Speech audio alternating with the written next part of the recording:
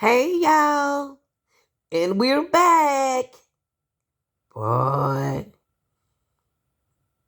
suspect in Mahogany Jackson murder. Y'all remember that? They in court, and guess what? Facing that death penalty. Yes, sir. But look, before we get into it, before we break this thing down, close my screen door and start letting them flies up in here. Now, y'all, here go an update, okay? What's going on in that case? Here we go. Shocking and difficult murder case. All 8 suspects in the Mahogany Jackson killing will now face the death penalty. Now, she's the young mother who was kidnapped, tortured, and murdered. And tonight, her mother tells us she believes all of those suspects deserve whatever they get.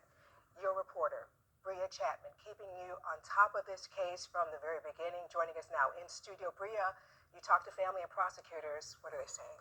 Yeah, that's right, Sarah. So I spoke to Mahogany's mother this afternoon, asking her what her reaction is to all 8 suspects facing the death penalty, and she tells me she agrees with it because they showed her child no mercy.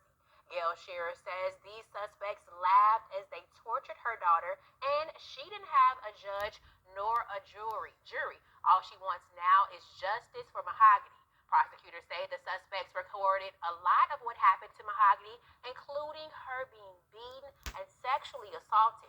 Most of those suspects just stood and listened today as their indictments were read in court. Now, all pleaded not guilty, and we asked District Attorney Danny Carr why the state is seeking the death penalty against them.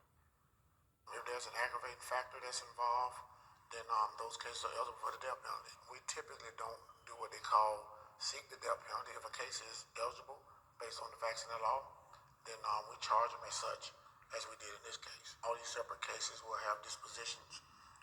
So we'll see what happens, whether it's a long stint in jail,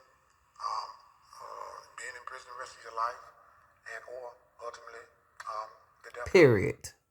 Charges were upgraded to capital murder for all 8 individuals. Now, they will be back in court for a pre-trial hearing on February 18th.